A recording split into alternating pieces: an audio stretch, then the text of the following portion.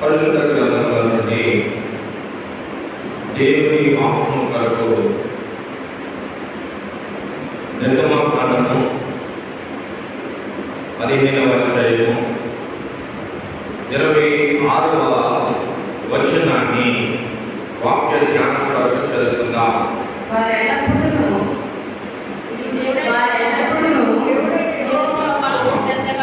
నిర్గమకాండం 15వ అధ్యాయం 26వ వచనము, నీ దేవుడైన యెహోవా వాక్కును శ్రద్ధగా విని ఆయన దృష్టికి న్యాయమైనది చేసి ఆయన ఆజ్ఞలకు విధేయులై ఆయన కట్టడలన్నిటిని అనుసరించి నడిచిన యెడల నేను ఐగుప్తులకు కలుగజేసిన రోగములలో ఏది నీకు రానియను. నిన్ను స్వస్థపరచు యెహోవాను నేనే అనెను. ప్రార్థన చేసుకుందాం. యేసు ప్రభువా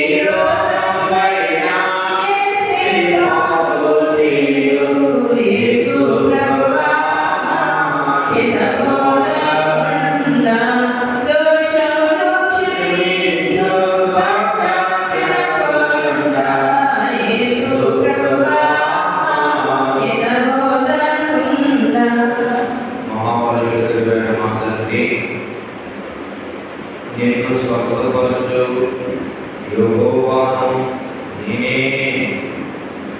అని ప్రభువా, ఈ పాపలోకములో పాపభరితమైన జీవితంలో పాపములో వచ్చే ప్రతి ఒక్క వ్యాధిని స్వస్థపరచుటకు నీవు మాకుండగా అనే ప్రభువా ఎంత గొప్ప స్తుతి చేయవలెను. దేవా, ఇశ్రాయేలు ప్రజలకు ప్రభువా ఈ రీతిగా స్వస్థతను కలగజేశారో, ఇదిగో ఆత్మీయ ఇశ్రాయేలైన మాకు ప్రభువా ఈ స్వస్థతను ఎలాగ పొందుకోవలనో, ఎలాగ అందుకుని అనుభవించి ఆశ్చర్యకరంగా జీవించవలనో మాకును నేర్పించమని ఈ భూలోకమనే ఐగుప్తులో ప్రభువా శరీరములో 7,000 రోగాలు ఉన్నాయి ప్రభువా. ఇదిగో తండ్రి 3,000 రోగాలకు మందుంది, మిగిలిన రోగాలకు మందు లేదు. మందు లేకుండా వైద్యం చేయగలిగే శక్తి కదా యేసునామమున తండ్రి ప్రభువా ప్రార్థన చేస్తున్నాం. ఐగుప్తులో ఉన్న రోగాలన్నింటినీ ఎలాగ లేకుండా నీ బిడ్డలకు వారించావు. ఈ భూలోకంలో ఉన్న ఈ భయంకరమైన తెగుళ్లను, ఈ వ్యాధులను లేకుండా ప్రభువా నీ ఆత్మీయ ఇశ్రాయేలుగా మమ్మల్ని అందరినీ సిద్ధపరచండి తండ్రి. ప్రభు స్వస్థ కొరకు మాతో ఒకసారి మాట్లాడండి. త్వరగా పెండ్లి కుమారుడిగా రాని యేసుక్రీస్తు ప్రభువా మా కొరకు పాప భారము, వ్యాధి భారము, శిక్ష భారము, మరణము జయించి తిరిగి వేశాడు. జీవాత్మని యేసుక్రీస్తు ప్రభువు పేరట యేసు నామమున అడుగుచున్నాము మా పరమ తండ్రి.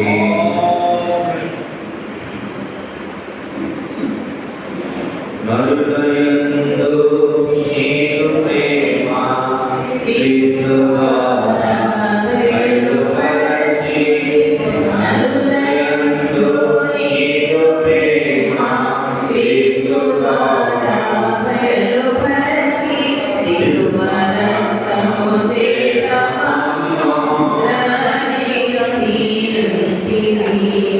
సిలువ రక్తము చేత మమ్ము రక్షించితివి. ఇశ్రాయేలు సైన్యమునకు ముందు నడిచిన దైవమా, నేడు మాతో కూడా నుండి మమ్ము నడిపించుమా, నేడు మాతో కూడా నుండి మమ్ము నడిపించుమా. దేవుడి స్తోత్రం. మరణాత ఈరోజు అంశం ఏంటంటే దైవిక స్వస్థత. ఏ స్వస్థత అంట? దైవిక స్వస్థత అంటే అర్థం ఏంటి? దేవుడు చేసే స్వస్థత. ఎవరు చేస్తారు చెప్పండి? దేవుడు చేసే స్వస్థత. ఈ ఎంతమంది కావాలి? దేవుడికి అందరూ కావాలిగా. చాలా సంతోషం.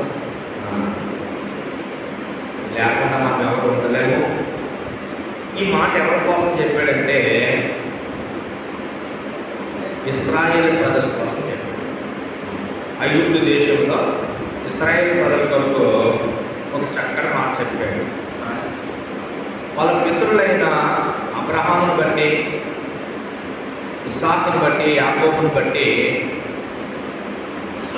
ఎంతో చక్కగా దేవుడు వారు నడిపించుకుంటూ వెళ్తున్నాడు. కానంటే వాళ్ళ కాలక్రమంలో ఐగుప్తులో ఉన్న ఆచారాలకి వారు లోబడిపోయి, విగ్రహారాధనలో వారు వెళ్ళిపోయి ఏం పోగొట్టుకున్నారంటే దైవిక స్వస్థత పోగొట్టుకున్నారు.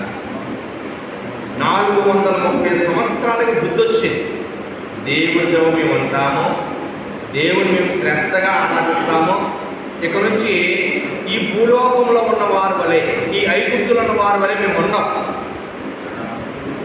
కనుక వీళ్ళందరూ దేవుడికి వ్యతిరేకంగా ఉన్నారని వారు బానిసత్వంలో, ఈ భయంకరమైన రోగాల్లో ఒక నిర్ణయం తీసుకున్నారు.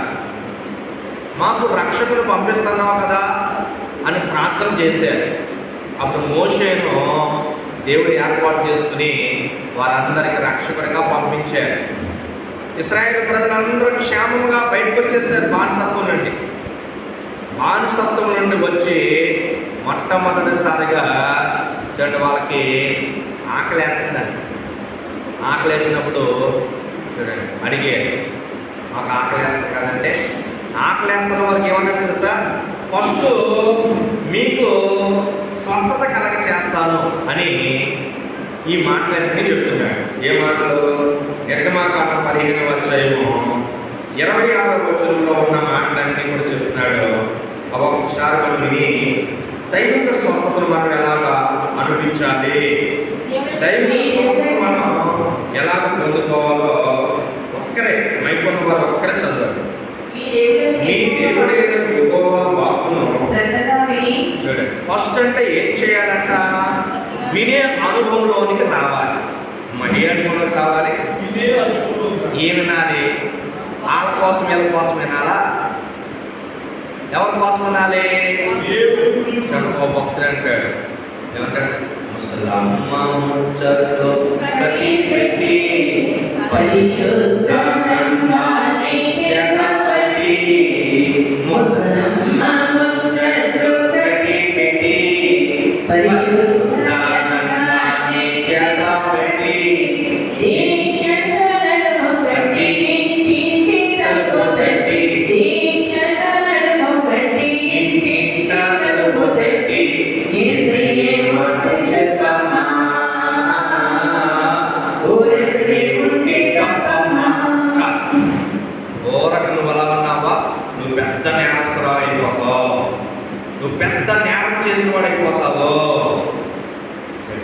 ముసలాంకి ఎంత బలం చెప్పాడు దేవుడు.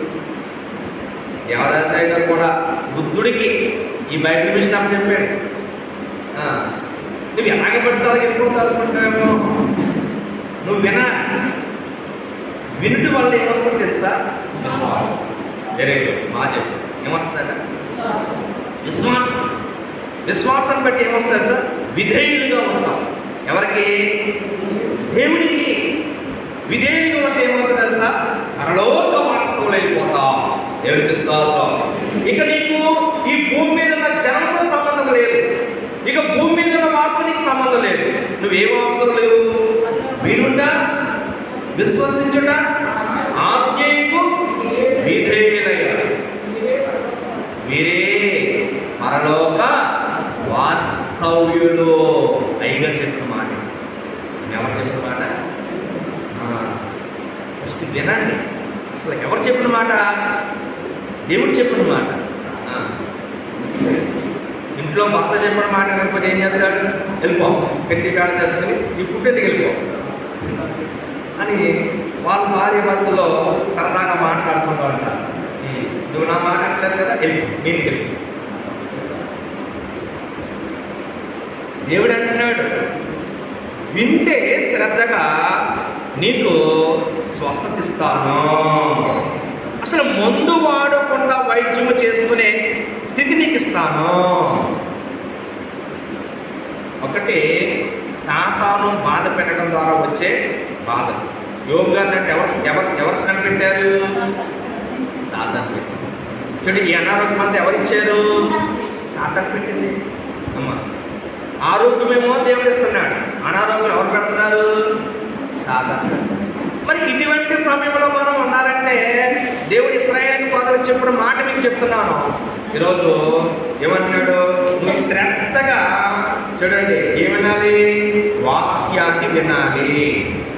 చూడండి, అన్నిటికంటే గొప్పది ఏంటంటే, అన్ని ఆహారం కంటే గొప్ప ఆహారం ఏంటంటే వాక్య ఆహారం. ఏ ఆహారం అంట? శరీరానికి బలమిచ్చేది, ఆత్మకు బలమిచ్చేది, అన్నింటిలో కూడా బలపరిచేది ఏంటంటే వాక్య. దాని నువ్వు శ్రద్ధగా వినాలి. అనాలోచనగా వింటే ఉపయోగం లేదు. అనారోగ్యంగా ఉంటావేమో, జాగ్రత్త. వాక్య పరమో తినని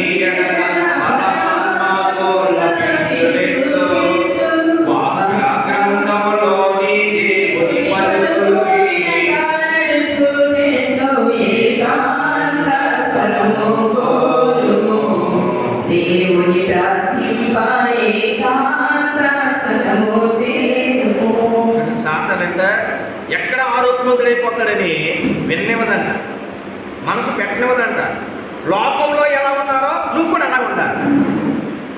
నీ చేతిలో బైబిల్ గ్రంథం ఉన్నా సరే నీకు వాక్యానుసరమైన జీవితం ఉండకూడదు, నువ్వు అసలు దేవుని మాట వినకూడదు అని అది ప్రయత్నం చేస్తుంటుంది ఇశ్రాయేలు ప్రజలతో.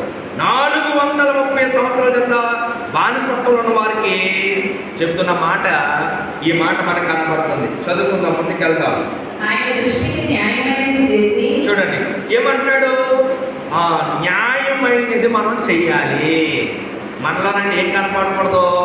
అన్యాయం కనపడకూడదు. ఎవరిలో? ఆయన బిడ్డలమైన మనలో ఏం కనపడకూడదు? అన్యాయం కనపడకూడదు. ఏం కనపడాలి? న్యాయం కనపడాలి. ఎందుకు లేట్ అవుతుంది అంటే, ఒకవేళ ఏమైనా అన్యాయం కనపడుతుంది. ఎప్పటికప్పుడు అంటున్నాడు దేవుడు, నేను లక్షణాలతో ఉన్నాను, ప్రకాశిస్తున్నాను, మీరు లక్షణాలతో ప్రకాశించండి. దేవుడి యొక్క దివ్యమైన లక్షణాలు ఎప్పటికప్పుడు పరీక్షించాలండి. న్యాయమైన లక్షణం నాలో ఉందా? ఏ లక్షణం ఉండాలంటే మనకి? న్యాయమైన లక్షణం. ఎవరైనా కావచ్చు. ఫస్ట్ మనం ఏం చేయాలి? న్యాయం చేయాలి. ఎందుకంటే లోకం మనం చూడలేదు కానీ మనం ఎవరు చూస్తున్నారు? దేవుడు చూస్తున్నారు. ఎవరికి లేని భాగ్యం. చూడండి, ఎవరు కను చూసుకున్నాం మనం? యథార్థంగా మనం ఉండాలి. అంటే ఎవరి కోసం మనం జీవించకూడదు. ఎవరి కోసం జీవించాలి? యేసయ్య కోసం మనము జీవించాలి. ఆయన అంటున్నాడు, చదువుకుందాం. ఆయన ఆజ్ఞలకు విధేయుడై. చూడండి, ఇంకా మంచి మాట చెప్తున్నాడు. ఆజ్ఞలు ఎన్నున్నాయంటే 10 ఆజ్ఞలు. యేసు ప్రభు వచ్చిన తర్వాత చాలా మంది అడిగాడు, శాస్త్రులు పరిచరులు వాళ్ళందరూ అడిగారు, 10 చాలా కష్టమైపోతున్నాయి, అందులో తగ్గించన్నారు. తగ్గిస్తాంటే 2 చెప్పాడు. ఏం చెప్పండి? యేసయ్య చెప్పిన ఆజ్ఞలు, నీ దేవుడైన యెహోవాను పూర్ణ బలముతోనూ పూర్ణ శక్తితోనూ ప్రేమించాలి, ఆరాధించాలి. అలాగే రెండవది, నువ్వు ఎలాగ ప్రేమించుకుంటున్నావో అలాగే అందరినీ ప్రేమించాలి. నిన్ను వలే నీ పొరుగు వారిని. ఎవరిని విడిచిపెట్టలేదు, ఎవరిని విడిచిపెట్టలేదు. తెలియక చాలా మంది చాలా రకాలుగా జీవిస్తూ ఉంటారు. కానీ దేవుడి ఇచ్చేయండి పోగొట్టేసుకుంటూ ఉంటారు. అందుకే నాయకుడు అంటారు, దేవదాసాయి గారు, బైబిల్ మిషన్ నాయకులు, ఏమన్నా తెలుసా? ఏ మతాన్ని కానీ ఏ వ్యక్తిని కానీ ద్వేషించవద్దు, దూషించవద్దు. తెలియనివన్నీ దేవుడిని అడిగి, ఇది బైబిల్ మిషన్ వారికి చాలా జాగ్రత్తగా ఆలోచించి నడవాలి. ఏర్పాట్లో ఉన్న అందరూ కూడా చాలా జాగ్రత్తగా ఎవరిని అడగాలంట, ఎవరినైనా దూషించాలన్నా, ఎవరినైనా తిట్టాలన్నా, ఎవరినైనా ఏమని అనాలన్నా ఫస్ట్ ఎవరిని అడగాలి? ప్రతీది కూడా ఇశ్రాయేలు ప్రజలు అందుకే ఎఫోదు అని పెట్టుకునేవారు, వారు వేసుకునేవారు. ఆ సూచన వచ్చిన తర్వాత వాళ్ళు నడిచేవారు. దేవాలయంలో అంశం పెట్టుకునేవారు. అది యాజకుడు చెప్పిన తర్వాత అప్పుడు వారు అది చేసేవారు. ఇశ్రాయేలు ప్రజలకి చక్కగా దేవుడు ఇవన్నీ నేర్పించాడు. ఈరోజు మనం కూడా ఎలా ఉండాలి? మన ఆత్మీయ ఇశ్రాయేలుగా మనము ఉండడానికి దేవుడు మనకి ఇచ్చిన గొప్ప రథం ఏ విషయంలో కూడా లేదు. మోసేసు ఉపవాస 40 దినములు. ఆనాడు ఇశ్రాయేలు ప్రజలు ఐగుప్తుల నుండి ఎలాగ ఈ వ్యాధి నుండి బయటపడ్డారు, ఈ తెగుల నుండి బయటపడ్డారు, పాలు లేని ప్రపంచ దేశం నుంచి వెళ్ళిపోయారు. ఇప్పుడు మనకు కూడా అంట ఈ భూలోకమైన ఐగుప్తు అది ఎలా ఉందో ఇదే అంటే, అక్కడ ఒక పొడవు ఉంటే ఇక్కడ ప్రతి వ్యక్తి పొడవే, ప్రతి వ్యక్తి పొడవే. ఇటువంటి పొడవుల మధ్య మనం ఉండాలంటే ఎంత జాగ్రత్తగా జీవించాలి. లేకపోతే మనమే పొడవులా జీవిస్తామా? పొడవు అంటే అప్పటి వరకు బాగుంటాడు, మనసు మారిపోతుంది. కఠిన మనసు వచ్చారు, ఏం మాట్లాడతాడో తెలియదు. కఠినాత్మ, కఠిన మనసు, ఇవన్నీ కలిగించుకోవడానికే యేసుక్రీస్తు ప్రభువారు అంటే ఎందుకు వచ్చారు? శిలువ మరణంకి వచ్చి ఆయన ఒంటి మీద పడిన దెబ్బల వల్ల మనకు ఎంత జాగ్రత్తగా మనం ఆలోచించవలసిన విషయం. విననివ్వదు, గ్రహించనివ్వదు, నూరంతల ఫలంలోనికి వాక్యంలోనికి రాని, సమయానికి రానివ్వదు. సమయానికి రాగలుగుతున్నారంటే వారు జయించిన వారు. దేవునికి స్తోత్రం. ఈరోజు మనం చూసుకుంటే ఇంకా చక్కటి మాటలు కనబడుతున్నాయి. ఆయన కట్టడలన్నిటినీ అనుసరించి నడిచేయడలా. చూడండి, ఆయన కట్టడలు. ఈరోజు గ్రామాల్లో కట్టడలు ఉంటాయి, పొలాల్లో కట్టడం ఉంటుంది. ఆ కట్టడం బట్టి మీరేదంటే ఏం చేస్తారంటే గ్రామ బహిష్కరణ. గ్రామం నుండి తోలేస్తాడు, పొలం నుండి వెళ్ళిపోమని.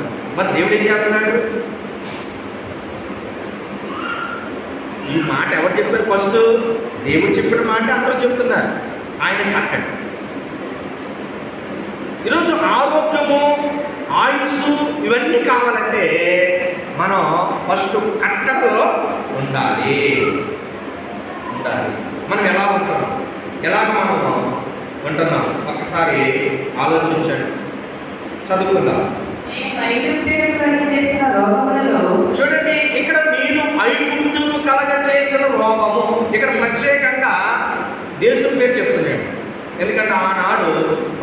ప్రపంచమంతటిని పరిపాలించే ఈ మహా గొప్ప దేశం, నాగరికత దేశం, బహు జన్మగల దేశం, బహు బలమగల దేశం, బహు ధర్మగల దేశం, 66,000 దేవతలను ఆరాధించే దేశం, అంత బలమైన విగ్రహారాధన దేశం. అటువంటి దేశంలో ఉన్న ప్రజల కోసం చెప్తున్నాడు. అప్పుడు ఐగుప్తు ఎలా ఉందో ఇప్పుడు భారతదేశం అలా ఉంది. అప్పుడు ఐగుప్తు ఎటువంటి ఆరాధించారో ఇప్పుడు భారతదేశము అటువంటి. ఇప్పుడు ఇక్కడ మనం ఉంటాం చూడండి ఎలా ఉండాలి అన్నాడు.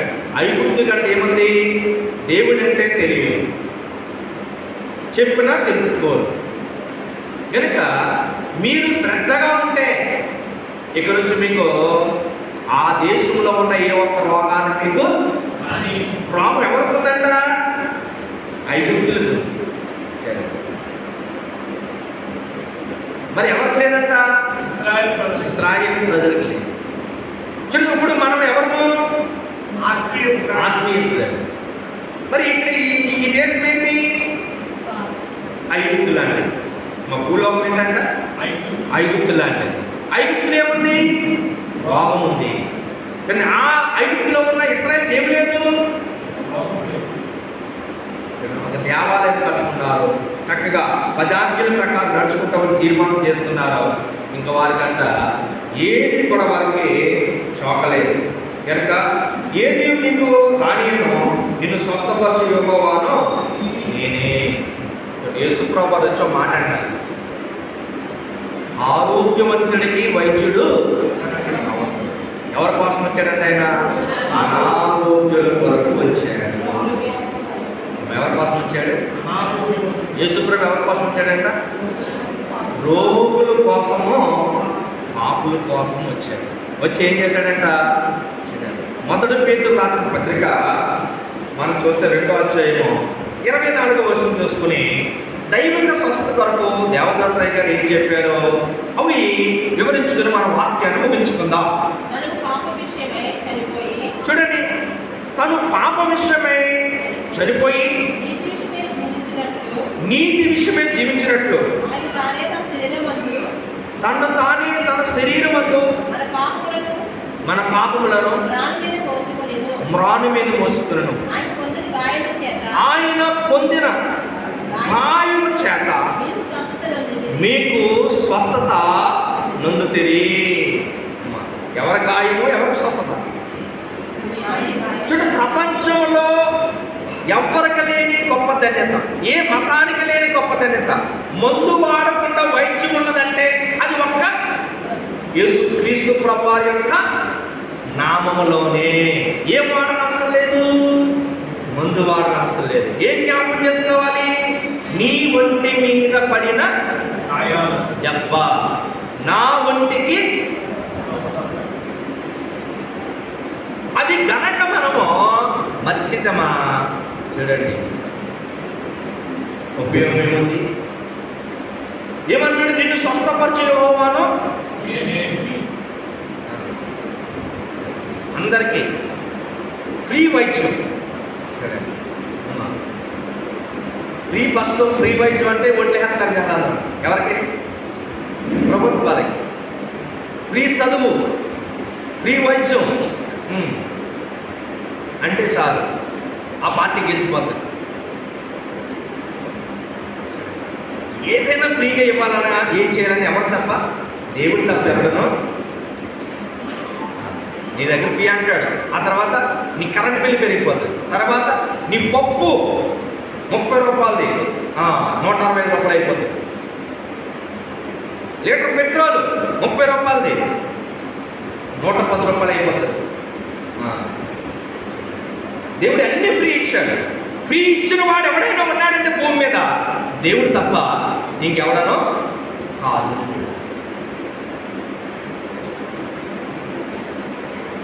ఇక్కడ భూలోకంలో మనము ఎలా ఉంటున్నాం?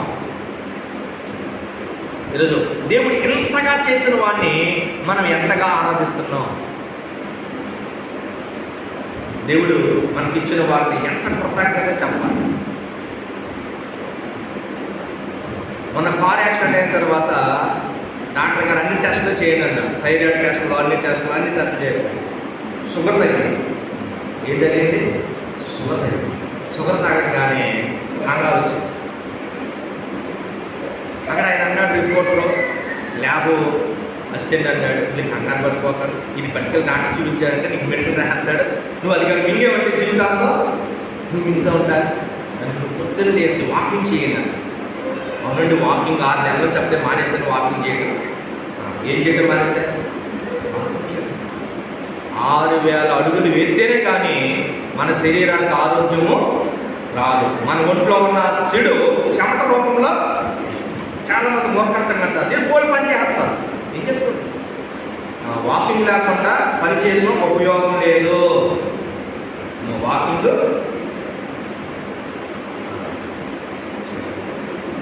అన్నాడు. వెంటనే అవును, ఎందుకు ఈ బద్దకం వస్తుంది, నేను వాకింగ్ ఎందుకు చేయలేకపోయాను, ఎందుకు అనారోగ్యం తెచ్చుకోవాలి అని మొదలుపెట్టి దాంతోపాటు వైద్యం వేయకూడదంటే నేను తీపి లేకుండా ఏది తాను ఏది తినను. కాఫీలో బాగా తీపి అంటే బాగా ఇష్టం. ఇంట్లో 3 స్పూన్లు వేసుకుంటే నేను 4 స్పూన్లు వేసుకుంటాను. తీపి అస్సలు లేకుండా ఎప్పుడైతే ఇది చెప్పాడో, అవ్వా ఇంతవరకు తీపి తాగడానికి నాకు ప్రొపించం, ఇక్కడ నుంచి నేను ఏదైతే తీపి కాకుండా చేయదో అది తాగుతాను, తాగల శక్తి నాకు ఇవి అని సోదరుడు వెంతులు తీసింది. ఆయన పోతుంటే కషాయం తాగాలి. ఎందుకని? ఇంతవరకు చాలు, ఇంతవరకు నేను తీపి బాగా తిన్నాను, తాగాను. ఇక నుంచి నేను పొద్దున్న రావాలి, ఏం తాగాలని ఫిక్స్ చేస్తున్నాను.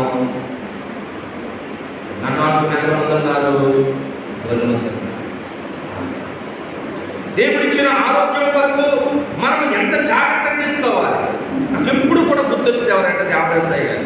27 బలహీనతలు ఎలా ఉన్నావయ్యా, ఇప్పుడు నేను కలుసుకుంటూ ఉంటాను. ఒక్క బలహీనత వస్తేనే మేము తట్టుకోలేకపోతున్నాం, ఒక్క బలహీనత వస్తేనే మేము ఏం చేసుకోలేకపోతున్నాం. కానీ నీకేంటి 23. కానీ హాస్పిటల్కి వెళ్ళాడు, కానీ వైద్యుడి కోసం ప్రార్థన చేయడానికి, పేషెంట్ కోసం ప్రార్థన చేయడానికి. నిజంగా ఆయన భక్తి చూసి ఎంత మనం దైవిక స్వస్థ మిస్ అయిపోతున్నాను, దైవిక స్వస్థ ఎంత మిస్ అయిపోతున్నాను. చిన్నప్పుడు చనిపోతాం పంపేది, ఇన్ని ట్యాబ్లెట్లు వేయలేకే ఎక్కువ దేవుడంటే ఇష్టం, దేవుడంటే ప్రేమ, సమయానికి సద్వినియోగం చేస్తాం. దేవుడి పని అంటే లోకంలో ఎంత పని అయినా సరే విడిచిపెట్టి మనం ప్రారంభంతో ముగింపు వరకు ఉండాలి. శ్రద్ధ లేకపోతే ఉపయోగం లేదు. నువ్వు ఆరాధన పోగొట్టుకుంటావంటే 7 రోజులు దీవుల్లో అయితే ఎవరో పెళ్ళంటే పరిగెత్తేస్తావే, ఎవరో కాదు చెప్పారంటే వెళ్ళిపోతాం అందరికన్నా ముందు. నిన్ను అందరికన్నా ఆరోగ్యవంతుడిగా చేద్దామని దేవుడు చూస్తున్నాడు. కానీ నువ్వు ఎప్పుడు వస్తున్నావు? నువ్వు ఎలా వస్తున్నావు? శ్రద్ధ ఉందా లేదా? దేవుడు అడుగుతున్నాడు, శ్రద్ధ కావాలి. స్వస్థత కావాలంటే ఏం కావాలి? శ్రద్ధ కావాలి. శ్రద్ధ లేకపోతే ఉపయోగం ఏమీ లేదు. అందుకనే దేవుడు చెప్తున్నాడు, మహిమా ప్రభావం గల తండ్రి, మానవుల కొరకు సమస్త దానములో భూమి ఆకాశములను కలగజేసిన తండ్రి వందనములు. మానవుడు తన జ్ఞానమును వినియోగించుకొని నువ్వు కలగజేసిన వాటిని వాడుకొని స్వస్థతకు సృష్టిలో నీ ప్రభావం ఉంచిన తండ్రి నీకు నమస్కారములు. నిన్ను స్వస్థపరిచే యెహోవాను నేనే అని పలికిన తండ్రి, నీ ప్రవక్త ద్వారా నీవు అనేక రోగులను స్వస్థపరిచినందుకు నీకు స్తోత్రములు. అన్ని దానాలు ఇచ్చేసాడు. ప్రపంచంలో 3 ద్వారా వైద్యం. దేని ద్వారా? ఎవరిచ్చారు? జ్ఞానంతో. జ్ఞానంతో చూడండి, మనకు కరోనా వచ్చిందంటే ఎన్ని మూలికలు బయటకు వచ్చినాయో. మన ఇంటి ముందు ఉన్న తిప్పాకు కోసం తెప్పలు వచ్చేసి పరిగెట్టేశారు. ఆ తిప్పాకు తెచ్చుకున్నారు. ఏం చేశారు? ఇంటికి తాగేసారు. అది పిచ్చిమా తిప్పాకు ఇక్కడ కూడా మొలిచకుండా దానికోసం తిప్పలు. ఎప్పుడు? కరోనా. ఇవన్నీ దానం ఎప్పుడే చేశారు. కరోనా అది అన్నీ బయటకు వచ్చాయి. ఆకులు ఇవన్నీ బయటకు వచ్చాయి.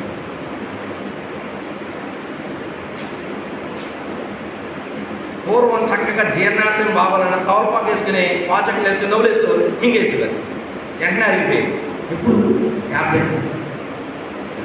ట్యాబ్లెట్ ఆహారం కాదు, ఆరోగ్యం కాదు. ఫుడ్డే ఆహారము, ఆరోగ్యము. అందుకే వాళ్ళు తోరపాకు ఆహారంగా తీసుకునేవారు, ఆరోగ్యం కూడా వచ్చేసి దేవుడిస్తారు. ఇప్పుడు మనం ఏం చేస్తాం? ఫుల్గా తినేటం, ట్యాబ్లెట్ వేసుకోండి అయిపోయింది. మటను 72 గంటలు అయితే కడుపులో, అంటే ఇంచుమించు 3 రోజుల తర్వాత 4 రోజుల తర్వాత మటన్ తిన్నారు. పొద్దున్న మటనే చెప్పట్లేదు, పొద్దున్న మటను, మధ్యాహ్నం మటను, అమ్మో రెగ్యులర్ 3 సార్లు తిన్నాడట. అలా చెప్పండి.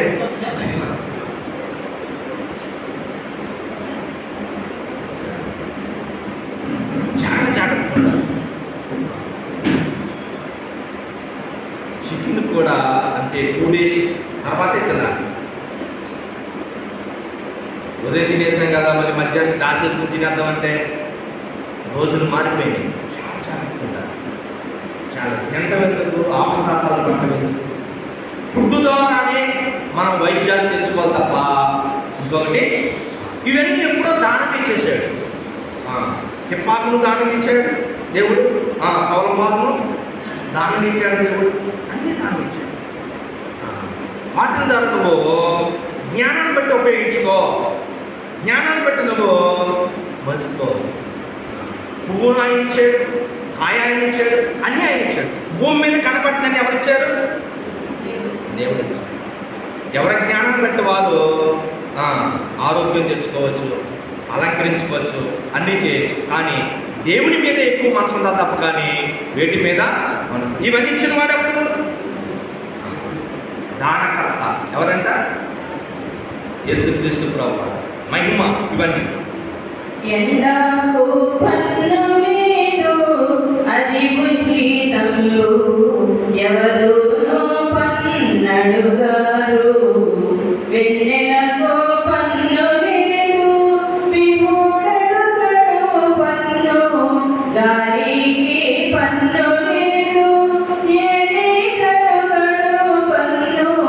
వర్షానికి పన్ను లేదు, వారసుడడుగడు పన్ను. మొలుచుటకు పన్ను లేదు, ముఖ్యుడడుగడు పన్ను. జన్మానికి పన్ను లేదు, జనకుడడుగడు పన్ను. వయస్సునకు పన్ను లేదు, పరమాత్ముడడుగబోడు. ధరకు పన్ను లేదు, తండ్రి పన్నడుగాడు. తగిన స్తుతి చేయుడి, తండ్రికి ఇచ్చు పన్ను. తగినట్టు నడుచుట, తండ్రికి ఇచ్చు పన్ను. తన వారిని చూచుడి, తండ్రికి ఇచ్చు పన్ను. తండ్రిని ప్రకటించుటై, తండ్రికి ఇచ్చు పన్ను.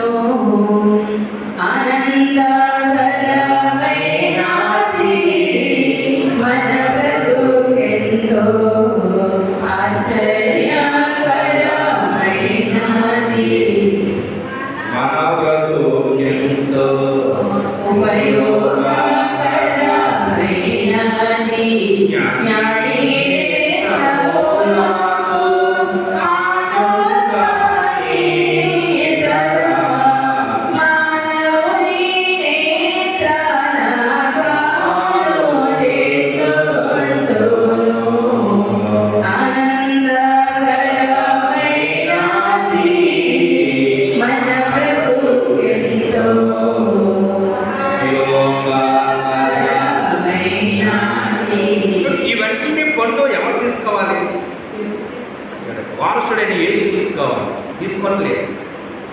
ఇవన్నీ కూడా లోకంలో ఉన్న మనుషుడు తీసుకుంటున్నాడు, వారికి లోబడి జీవిస్తాడు. కానీ వాస్తవానికి చూడండి, దైవిక స్వస్థత అన్న దాంట్లో ఎప్పుడో వ్యక్తి కూడా దానముగా ఇచ్చేసాడు. ఎవరు? ఆయన ఇచ్చే పని అంట స్తుతించడమే. తవా దానకర్తమైన తండ్రి,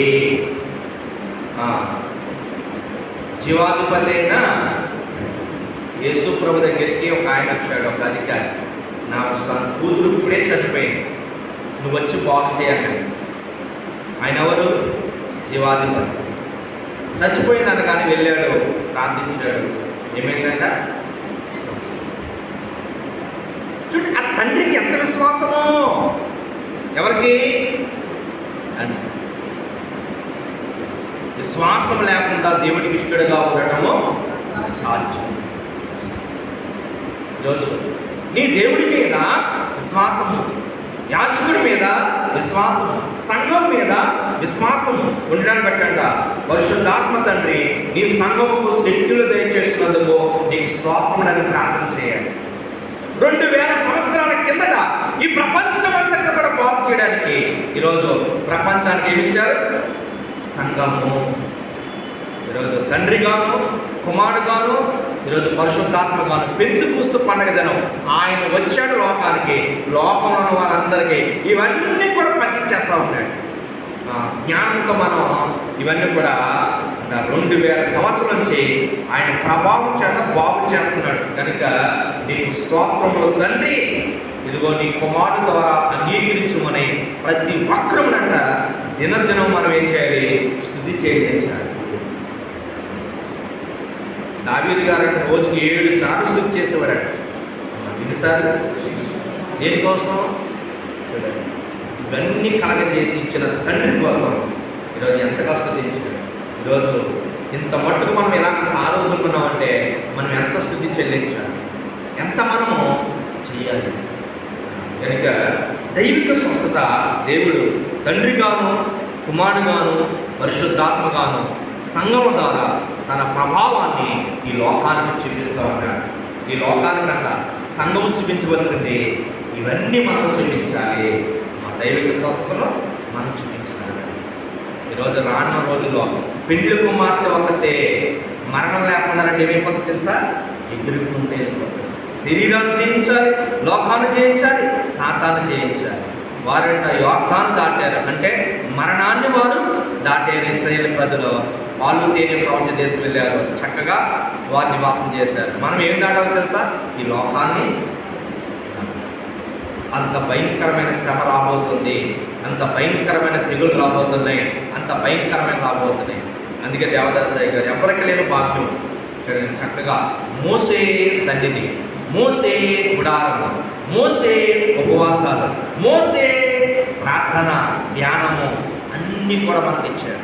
కనుక 1వ తారీఖు నుంచి ఆగస్టు 9వ తారీఖు వరకు 40 దినాలు ప్రతి కుటుంబంలో మరి మోషేను తలంచుకుంటూ గుడారంలో మనం ప్రార్థనలు చేసుకుని మరి భూలోకంలో ఉన్న ఈ మహాభయంకరమైన తెగులను మనం జయించడానికి దేవుడు మనకి ఎంత గొప్ప ప్రొవించాడు. కనుక ఎవరికి లేని పాత్రము దేవుడు మనకిచ్చాడు. మన ఆత్మీయ తండ్రి దేవదాసయ్య ఆయనే మనందరికీ నిదర్శనం. తెల్లవారుజాము 2 గంటల నుంచి 5 గంటల వరకు సన్నిధిలో ఉన్నారు బట్టి ఆయన ఇంత గొప్ప ఆరోగ్యకరంగా 23 బలయంలో ఉన్నాడు. మనకు కూడా సలహించాడు. పోయిన వారం అంతా ఏం చెప్పుకున్నాం? దైవిక సన్నిధి, దైవ సన్నిధి అంటే ఇంకా మనం ఉండేది ఎవరితోటి? రోజులు చాలా భయంకరంగా మారిపోతుంది. లోకం సాతానికి దేవుడు అప్పగిస్తున్నాడు, లోకం అధికారులకు అప్పగించేస్తూ ఉన్నాడు. వారి ఇష్టం వచ్చినట్టు ప్రవర్తిస్తారు. కనుక మన అధికారం ఏంటంటే భూలోకం కాదు, కానీ ఏ అధికారము?